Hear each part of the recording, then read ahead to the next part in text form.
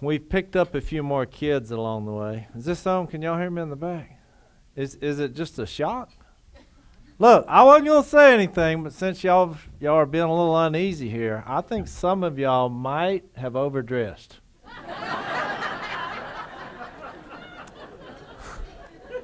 I mean, I read somewhere in here, I can't quote it because my memory is not as good as these two gentlemen here. But man looks at the outward appearance, God looks at the heart. And let me just make a few fundamental observations since y'all brought it up. I'm not growing a beard. It's doing that on its own. Think of the time and money that I've saved in my life. Guess what else? No one ever tries to mug me. It's a safety thing. So I can tell some of you are feeling uncomfortable. Always remember this. There is a place for smooth-faced people in our society. It's called the ladies' room. It doesn't bother me to be identified as a man from a distance. Should I move on? Okay. So the bar has been set high. I'm going to tell you about me. Lower your expectations. My two biggest fears on the planet, number one, and this is not in order. This is not my biggest fear, since I have two, is flying. Number one, biggest fear, public speaking. So now what do you do, Jase? I'll go all over now. You said the country. I said some of those things weren't true. I've been all over the world. And I fly in planes and I speak. So by way of introduction, what I've learned already, what I want you to know about me. I believe there is a God, and He's real, and He's alive. And God can take your biggest weaknesses and turn them into His strengths. So everybody can relax. I haven't been trained. I claim not to really be good at much of anything. I don't know a whole lot. Now, I'm going to give you a little bit because you're like, well, why are you here?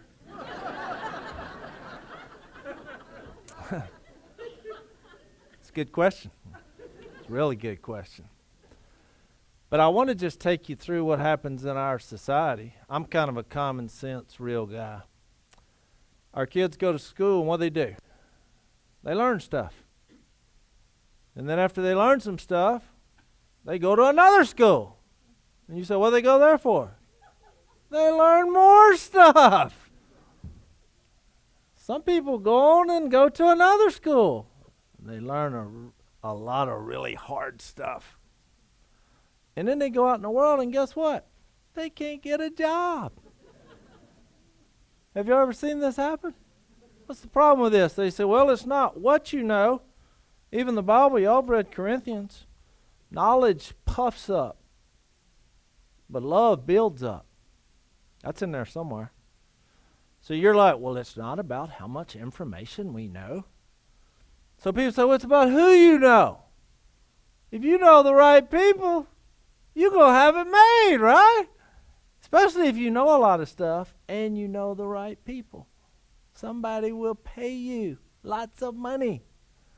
So then what happens? You make some money at some point. And hopefully, you send some of that money back to your parents. This is how this works. And then one day, you say, well, then I'll retire. This is how the education system, this is what we think. Okay, you learn, you go do something, you make some money, send some of it back, do some good with it, and then you retire, right? Then what do? You go get you a U-Haul, You hook it up to a hearse. Oh, wait a minute. That don't make any sense. I think that about sums it up. So I read in 1 Corinthians 8, I think it's verse 3. It's an obscure verse. I'll read it for you. Some people say, what does it mean? Those who love God are known by God. So I'm introducing a crazy thought here tonight. It's not how much you know. This was impressive. It's not how much you know. I met a guy who could quote this backwards. It's a pretty big book. If he didn't know the author, I think that was an act in futility. If God knows us, what are the consequences of that statement? So, I'm going to ask you some questions tonight. I only have 3, because we want education, right? Even Noah Webster said, education without the Bible is useless. So the first thing I'm going to do is explain this in less than a minute, because I'm a simple guy. I've already told you, simple-minded. 1 minute. So here we have a Bible, and you have an opinion on what this is. At an early age, I thought this was a rule book, or perhaps a collection of fairy tales. I later found out that this is a love letter from God Almighty, woven through history, over 40 authors, hundreds of years. So what do you think about it? So here it is, defined in 1 minute. Genesis to Malachi says Jesus Christ, God in human form, is coming to earth. You're like, that's it? That's the point. He's coming. God made man and woman. We messed up. Guess what? God is love. He's mercy. He's just. He's kind. He's eternal. He's all-knowing. He's all-powerful. And he has a plan. Sent Jesus to earth. Matthew to John, Jesus Christ, God in human form, is here on the earth. Somebody put it in red letters every time he talked. God talking, human form. Let me just think about it. Here's the creator of the universe becoming a man. I mean, to create all this, he had to be outside of it. So not only did he enter time and enter our world and enter a woman who was a virgin. Now, some of you skeptics ought to say, well, how did that happen? Exactly. That's a good question. In Acts to the Revelation, anybody want to give me the answer? So if we're backing up, Genesis to Malachi, he's coming. Matthew to John, he's here. Acts to the Revelation, he's coming again. Somebody been reading the Bible. So now that brings us into 2 categories. Those who will be surprised when that happens, and those who are ready.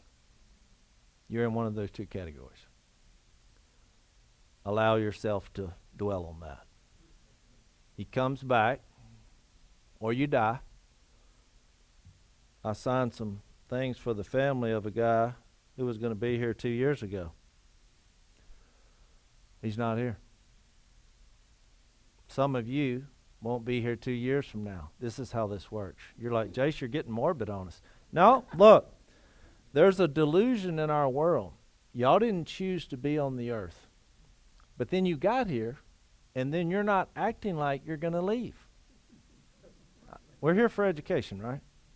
You say, yeah, but Jase, I'm eating right, and I'm working out. And I'm going to say, hey, you're going to die healthy. But you will not be here. So that's where this comes in. We're going to solve some mysteries tonight. We're doing it in a very simplistic way. Because like I said, I'm not a preacher. I don't have an agenda. This is how I made my living. I do duck call seminars, and I'm going to give you a crash course in that. It'll be fun, whether you duck hunt or not. Some of the things y'all chuckled at in the introduction was quite disturbing. One thing you chuckled at was that I believe that hunting was God's idea. Oh, that's Genesis chapter 9, 1 through 4. It was his idea. Remember the big boat and everybody getting on the boat and the animals, and we got to save the animal world, right? We floated around, and you're like, well, how did all that happen? I mean, logistically, well, I've already said that he entered the world through a woman who was a virgin. I think he'd figure out how to get all the animals on a boat. All right? He actually made the first man from dust. And then he made the woman out of a rib. You think he can figure out how to get the animals on a boat? I don't know, Jase. These are the kind of questions that I asked myself when I went to public high school. I'm going to share some of the things that happened to me, because I was the type of guy who would raise my hand. And you know what they tell you out there. Here's what they told me. They said, Jase, you got to ask yourself a question. Where did all this start? How did we get here? How did it start? That's a good question. Number one question is, how did we get here? Now, some of you say, well, I came from my mama. Okay, I'll give you that. You get a few points. How did this all happen? I am not an expert on many things, but one thing I have done my entire life is blow things up. I like to blow things up. You know what I've noticed about explosions? Nothing happens in an orderly way in that moment. It's chaos, debris. And so here I am in high school, and they're saying, look, here's what happened. There were some floating pieces of matter. I raised my hand. I said, well, where did that come from? They said, don't worry about that yet. They collided, a spark hit, and landed in a mud puddle. Don't worry about the mud puddle. Life began, swam in the puddle, jumped out of the puddle, grew a tail, the tail fell off, bam, you're here after a few billion years. Now, y'all are laughing, but they teach that every day. And I'm like, so all this evidence, all the details of life in creation, not to even mention the galaxy, the stars, all this is a result from a random explosion from nobody with any intellect. You're asking me to believe that? Come on! We hadn't even got to the last question. How are you leaving? Well, I'm going to carry all my stuff behind the hearse. And they're going to put me in the ground. And then everybody's going to argue about all the stuff I made because I was educated and made a bunch of money. So we're back to square one. It's not going to work. I did see that one time, by the way, driving down the interstate. A hearse pulling a U-Haul. I blew my horn. I said, it's not going to work. So the second question will be, what am I doing here? What am I doing here? So how did I get here? That's a good question. I believe God made us masterpieces. I acquired a daughter from Nicaragua to add to the three that I was introduced. You say, how did you acquire her? We got a call in the middle of the night, and they said there's an orphan girl who has taught herself and educated herself, got a scholarship to go to high school in Germany. She went by herself. She was on her way back to visit her sister in Nicaragua. A civil war broke out. She loves the Lord. She's stranded. Can y'all help her get in the country? This was back when Trump was president, and I happen to know the Trumps. It's not what you think. I met the Trumps after I was escorted out of one of their hotels that I was actually supposed to be in with my lovely wife. I had to go to the bathroom. I said, "Hey, where's the bathroom around here?" They said, "Right this way, sir." And the guy, I noticed he grabbed my elbow. And we walked outside, and I thought, boy, these Trumps have figured out they've got an outdoor facility, kind of like a sophisticated outhouse. He pointed to Central Park, and he said, "Have a nice day." I thought, I've been a victim of facial profiling. He thinks I'm a vagrant. I circled around, I came in, my wife said, "I thought you had to go to the bathroom." I said, "I do, I just got kicked out." So I got a call a couple weeks later, and it was Mr. Trump speaking through one of his people. I could hear him in the background. "Hey, we want to make this right. We're sorry," because I, like an idiot, went on national TV, and they said, "What have you been doing while you've been in New York?" And I said, "Well, I just got kicked out of the Trump Hotel." He's like, "We're going to fire that guy." And I was like, "They did." He said, "I'm going to fire him." And I said, "Well, don't fire him. He was doing his job. If I saw somebody like me walk into a place, I'd get that joker out of there." He's like, "All right, well." So what's funny is the next time we went there, they had little pictures of all my family members, of the males, with a little note to the people working. They belong. So I got to know him. His sons, they hunt, and we did an interest. We had an interest in helping kids with cleft lip and palate, because my daughter Mia was born with that condition. And it's a tough situation for a kid to be in. And so they said, "Hey, maybe you can get this girl in the country. You know the Trumps." I was like, "Well, sorta." So she came. She was supposed to be here because she had a visa to go to college, and her name is Karina. We just got her here a little early. And so after a couple weeks, I said I wanted to talk to her. I said, "Can I talk to you?" I was so impressed with her character, her commitment, her courage. And I don't believe in accidents. I don't believe in chance. I believe God is really powerful in setting up conversations, encounters in life. So after a couple weeks, I said, "Look, you don't have any parents alive. We don't have a Nicaraguan daughter. What do you say?" She said, "Yes, please." You know, these people inspire me. Here's a girl came from nothing, has nothing. You look up and she's successful. You're like, what happened? I'll tell you something. This is where Jesus started when he was here on the earth. You know where he started? Sermon on the Mount's famous. He started with the humble, the broken. These qualities of the heart, those who mourn, those who hunger and thirst for righteousness. He started there. Because you know what I've learned? If you're humble and you're open-minded, there's a God. You got this life all figured out. You don't need God. That's why he said it's so hard for rich people to make it to heaven. They don't feel like they need anything. They living it up. That's why I hit you right where it should be hit. How'd you get here? What are you doing here? And how are you leaving? There's no amount of money. There's no amount of education. There's no earthly power that's going to solve those three problems.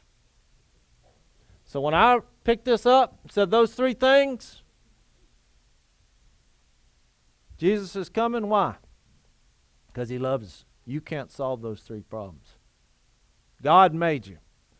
If you'll just embrace that, especially our young people, and that's mainly who I'm talking to. I saw some poll the other day, not a poll, what do you call those things? I'm missing I was talking about. 85% of people who come to Christ come before they're 15 years of age. The next 10% is 15 to 30. Now, I'm not even going to talk about what happens after 30. You're not open-minded, right? Hey, I'm in that camp so I can do this. 4%. If you're humble and you're open, there's a God. And since there's a God, there's a way. And if there's a way, you can persevere. If you can persevere, you never give up. These qualities that we talk about God, once that's true, once you believe that He's all powerful, He's all knowing, talk about knowing stuff, being known by God, that He knows you. He knows what's going on in your heart, what you're thinking. That's why it baffles me, and this disturbs our young people, is when people go to church, they act one way, and then when they leave, they act totally opposite. Where, is God sleeping now? What happened to this? Nothing in all creation is hidden from His sight. You know the best thing I ever did for my kids is when I said, oh, I blew it. I mess up. You see it. You're going to have to find your relationship with God in spite of me. We make mistakes.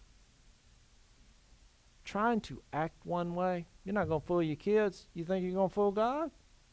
Come on. That's why I said, do you believe He's real? If you believe He's real, if you experience this relationship with Him, all of a sudden, you start getting these qualities that you never thought you'd do. I was never an emotional person. Then I read Jesus Wept. That was the first verse I learned, by the way. But when I had a daughter who had all these physical ailments, I lost it. Just the past few weeks, my wife, who I know a lot of you, what you were thinking, and it's okay. You see my wife and you're like, what was she thinking?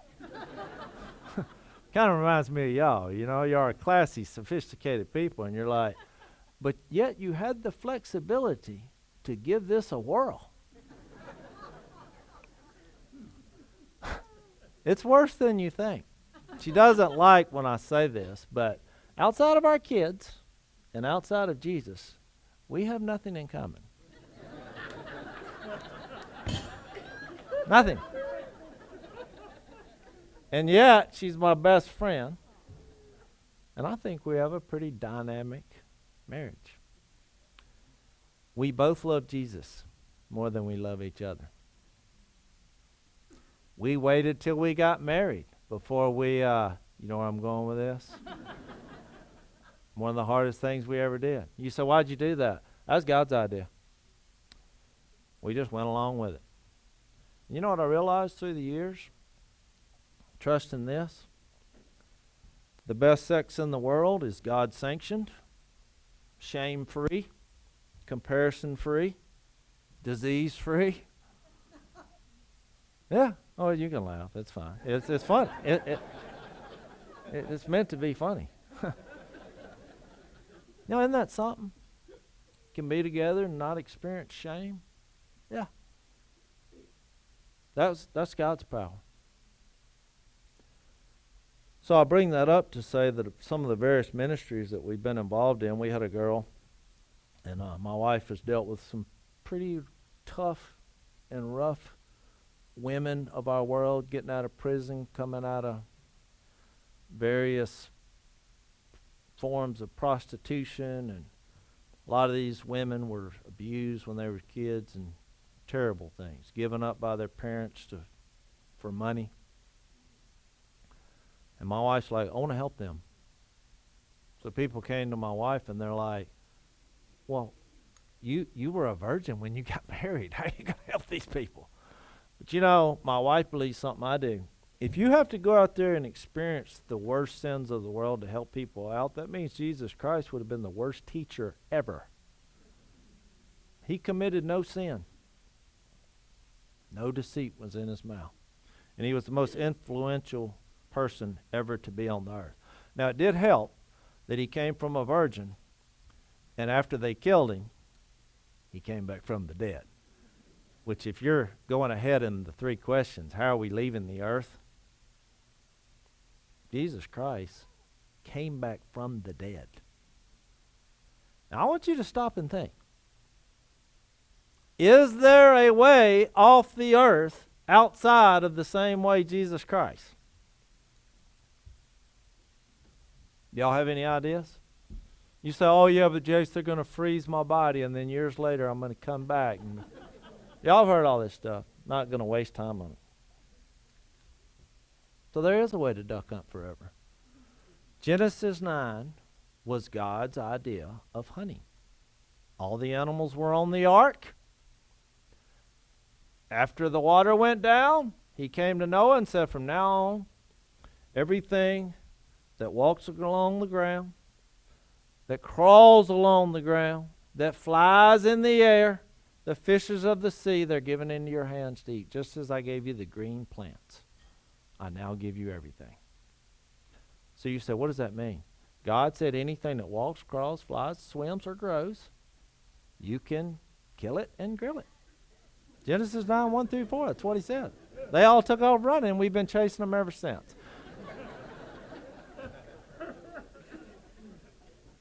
So I believe that.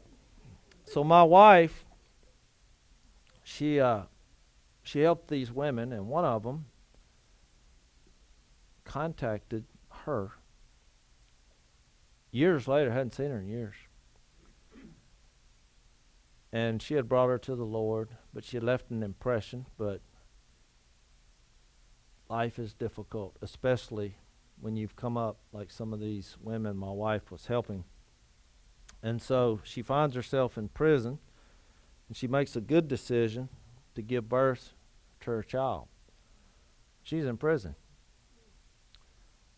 So next thing you know, we got a newborn. You say, did you adopt him? Not yet. We haven't. But my wife said it best. We believe that God gives life. We're happy, number one, he's alive. We believe that God has a plan for this young baby. I read in here that there was some spiritual forces evil that tried to kill Moses when he was a baby. And the same thing happened to Jesus. So my wife put it best. When heaven opens up and drops you a baby, you catch it. So why are you telling you this? Because I wanted to clarify. Our family is kind of relative, you know? Because this promotes the idea of a forever family. We can take our schools and we should put God at the top of the list. Because there's nothing out there in the world that's going to give you an answer to those three questions. I mean, my test was easy. How'd you get here? What are you doing here? And how are you leaving? That's the test. You say, well, you brought up Jesus. Now, a lot of you I met in the VIP, and I wrote some symbols down. Does anybody know what those symbols are? Anybody want to raise their hand? I'm trying to see what time it is. Oh, we're good. I got a little arrow coming down. Then there's a cross. There's a tomb. Yep, there's people. Then there's the arrow going up. These are not complicated. Then there's the arrow coming down. You're like, what? Huh? So the guy that brought my dad to the Lord, because, look, I wasn't raised in church. My dad was a raging alcoholic. He was abusive. He's written several books on it, so I'm not talking about him. And I got to see the power of God transform my mom and my dad. Even though my mom was good-hearted and loved us, my dad was terrible. And he was introduced to Jesus, which is what I'm doing to you tonight. I'm revealing to you the author. God wrote this. Through history, yes. There is evidence, yes. But if you're going around looking for a miracle and proof, you've missed the whole point. You missed the whole point. He said by faith, we'll do this. And Jesus is more powerful than a miracle. He has the ability to do miracles. You follow me? I mean, don't ever doubt it. Miracles are cool. I've been in situations where I'm like, boy, I could use a miracle right here. It turns my stomach to see what's going on in Ukraine. And you say, well, why? I've been to Ukraine. I spent a month there years ago. When the Cold War ended Guess what? There was a humanitarian crisis, and there was a small group of people, a couple of guys. They said, we're going to go over there and feed these people and share Jesus. You in? I said, I'm in. So I went over there and we shared Jesus. Verses like Ephesians 6 means more since I was there. It's the only time I've ever been hungry or thirsty in my life. 5 days. The last 5 days we ran out of food because the people we were giving out food to, I realized they needed it way more than I did. But don't ever doubt it. When I left, we stopped in Moscow, the world's largest McDonald's, which closed as a result of this. I went to the front of the line with a box of money. And I said, I'm fixed to get me 5 double cheeseburgers, 5 fries, and I did. You say, why are you telling this story? I love those people. We brought them to Jesus. You know what I found out about people? They're people. And so when I read Ephesians 6 and see that it says our struggle is not against flesh and blood, but the spiritual forces of evil, the rulers and authorities in this dark world, all of a sudden I realize this is a spiritual war. Do you realize that spiritual war is going on in our families' lives, in our schools? The physical war is hard enough. It's horrible. But do you realize this spiritual war is going on? It's going on every day. So what I'm trying to get you to do is to get hooked on Jesus. Because through that, I'm going to reveal a couple of mysteries, and then I'll be done. The mystery of godliness, according to Colossians 1, is that Jesus Christ, God in human form, who visited the earth, who was stretched out on a cross as God's sacrifice for all of your mistakes. He don't want to burn you. He don't want to punish you. He wants to live with you as a family. And he proved it by the greatest show of love in the history of the world. An innocent adult, 33 years of age, who came from beyond creation, went to a cross and died for your mistakes. And 3 days later, he showed you there is a way to live again, even though you're a human. I'm telling you, that's what turned my parents around. When I got to 14, I had a bitterness problem with my dad because of the way he acted. And then I heard the same Jesus that I just shared with you, and I thought, I believe he did that. So I thought, I've got to go there and forgive my dad if I'm going to look to the cross of Jesus for forgiveness. So I did. That's our story. You say, well, I thought you was going to talk about Duck Dynasty show. So here's what we did. I thought you was going to talk about duck calls. I told you all that because we've all surrendered to Jesus. We surrendered. My dad baptized me in the Washita River. I learned about the creation of God in duck blinds. I looked around and thought, somebody built this. Somebody built it. I don't believe there was an explosion without an intellectual design to it. I don't believe it. I told old Bennett, where you at, Bennett? Raise your hand. Where's Bennett? There's a little Bennett here. There he is. How old are you, Bennett? 10? I met him and I said, what are you good at? He said, well, I like to build things. I said, Hebrews 3:4. Let me write this down for you because I didn't want him to forget it. And here's why I'm sharing this with you. Hebrews 3:4 says, every house is built by someone, but God is the builder of everything. You said, you just had that at the ready? Yeah, here's why I like that. You don't drive by a house and say, boy, that thing just cropped up. Where'd it come from? But we're going to do it with the earth? With the galaxy? Billions of years? You look around and you say, the chicken made it? Billions of years. Dinosaurs roaming around. Asteroids. Freezes. The chicken made it. When you start thinking about this practically, it doesn't make sense, does it? But if God is real, that means Jesus is real.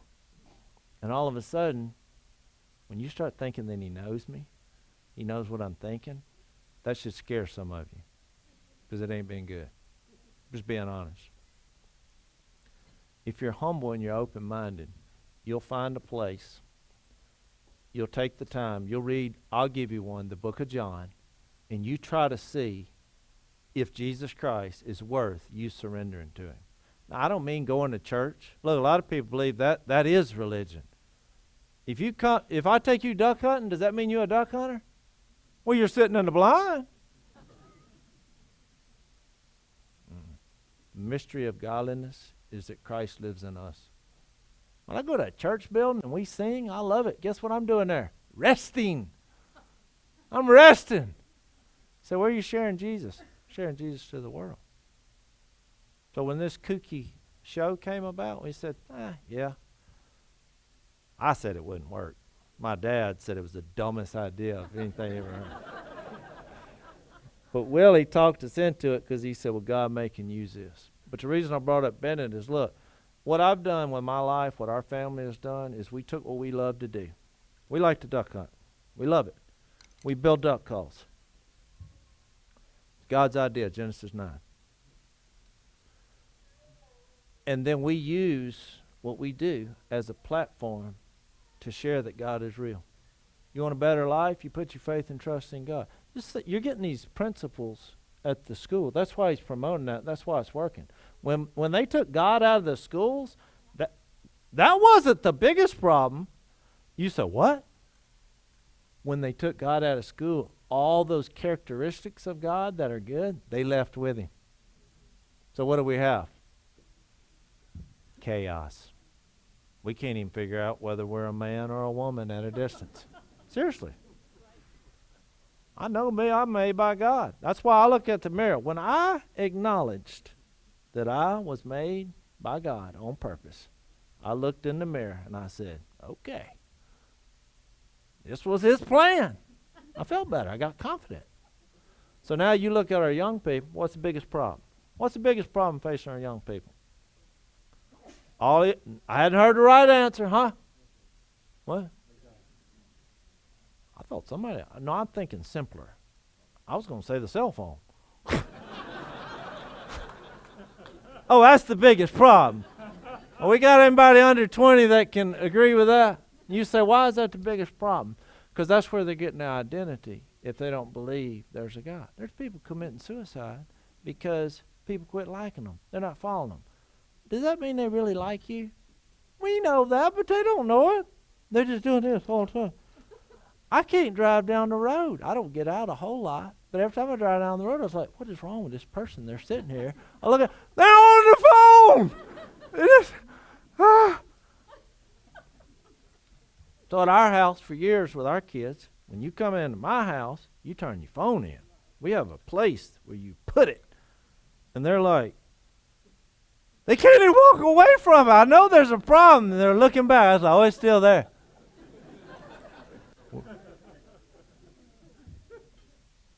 I went through this with all my kids.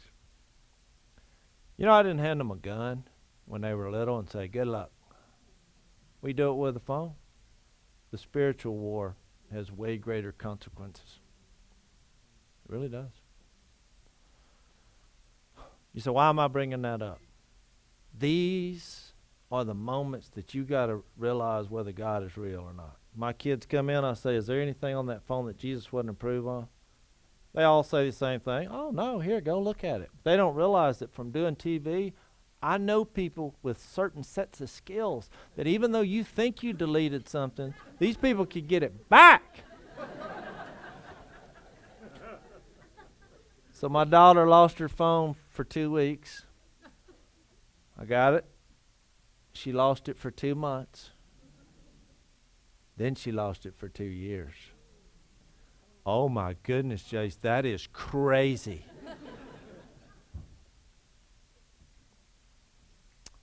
I got choked up one night after 2 years. And I said, look, you want me to give you your phone back? And she went, no. I got choked up about that. She said, I appreciate you taking it away. She has it back now.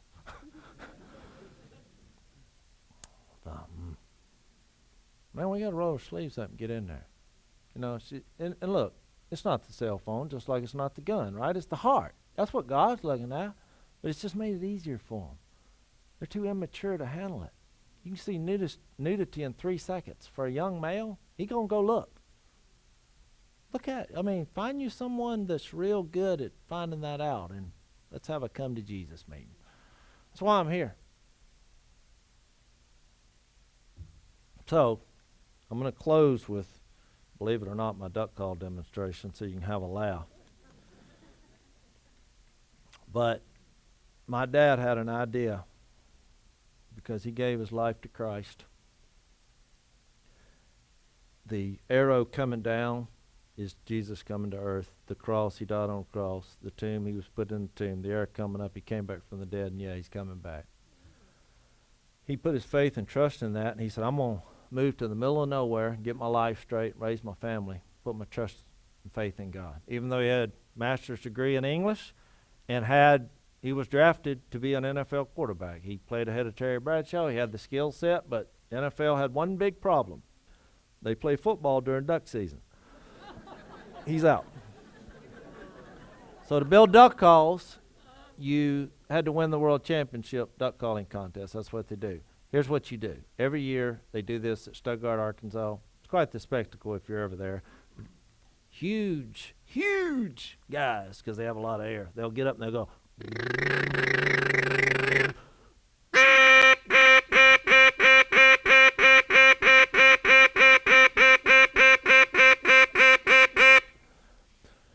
You say, what is that? Some of you are wanting to clap. Don't clap. Ducks don't do that. This is weird what I'm fixing to tell you, because you think, well, that was awesome. But then the next guy will get up and he'll go. So for you music majors, I went up an octave. It's not easy to do, but whoever does that the longest and the best, they crown the world's greatest duck caller, and it has nothing to do with ducks. A real duck does this, a mallard hen. She does that when she's eating, kind of like a chicken. She'll quack. When she sees other ducks, she'll go. That's what she does. And the greenhead, the mallard drake, these are the most famous ducks. All he does is one thing. It's crazy for humans to kind of relate, but it's like in the duck world, the hens do most of the talking, and the drakes, they say one thing, but when they say something, they want everybody to stop what they're doing and look. Here's what he does. That's a drake. So somebody tonight had me sign a wood duck call. Y'all have wood ducks. They do this in the woods. When they're flying, they'll go. When they're sitting on the water, they'll go. So anything you can eat and make a gumbo out of, my dad figured out to imitate the sound. He said, I'm going to build duck calls that sound like ducks based on what he read in Genesis 9. And people said it'll never work. And then all of a sudden, they said, look, we're going to do a TV show not about shooting ducks, but just about life. Well, that's never going to work. And we're going to be ourselves. No. You say, why are you telling us all this? Do you actually think a guy like me, a little education as I have, with no skill set, could pull this plan off? I'm telling you, if God is for you, who can be against you? He's given you life. He's given something to you that you can do. There's a talent. There's something you're drawn to. Don't get distracted by the evil one and think, oh, this is why I'm here. That's why I asked a lot of you what you do. I like it when I ask people what they do and they say, I'm out loud and on purpose for Jesus. I follow Jesus. I'm used by God. These are the things I like to hear. That's what we're doing here. Look, there's a way off this planet alive. Jesus is going to come back. You got two choices. You can stand there and say, well, what's going on, y'all? I didn't know. I did. You have no other plan. Go home tonight. We're not going to fix your kids first. We got to fix you. Go home tonight and read the book of John. It'll take you about 15 minutes. Because when I did that and experienced who Jesus is, I thought, yep, I know how I got here. I know what I'm doing here. I know how I'm leaving. That's why I started speaking about it. I was a coward for years. I thought living a Christian life was not doing wrong. You want to not do wrong? Go tell people about Jesus. Not doing wrong just kind of comes with that. You say, no, what? That's why I told you about my wife and I. I took out a girl out on a date. I plopped this Bible down right on the dashboard. And then you remember my speech, babe? I said, look, I'm never going to do anything inappropriate.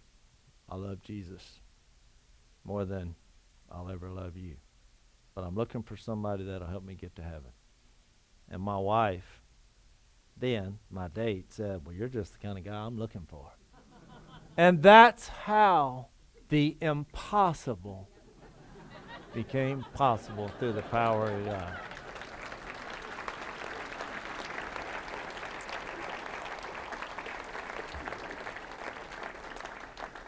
I love you. I want your kids in heaven. I support everything I've heard here tonight. That's what I'm doing here. But look, I want to make this area, especially this area. Look, I feel a lot better about Michigan after I met y'all. Seriously. But I don't believe in chance encounters. I believe God can provide a spark in this area through Jesus in you. You got to go work that out at home. You got to read the book of John and make a commitment. All right? We're not going to do it any other way. I'm not trying to get you to get back in church and, try to figure this thing out.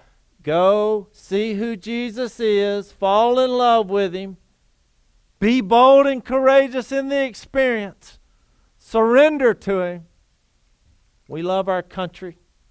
We have a declaration of independence, but with God, it's a declaration of dependence.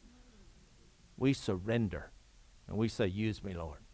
And then you'll look up one day, and the very thing you were scared of, flying around in planes and public speaking, that's the very thing God will be doing in your life. I mean, it's awesome. And the bonus part is, if there's a way to duck hunt forever, or whatever it is you do, you can do it in Jesus. Thanks for supporting this school. Thanks for listening. And thanks for considering Jesus as your Lord. I pray God's blessings upon you. I pray that God will ignite this community through the Spirit that dwells in you. In Jesus' name, amen. Thanks for having me.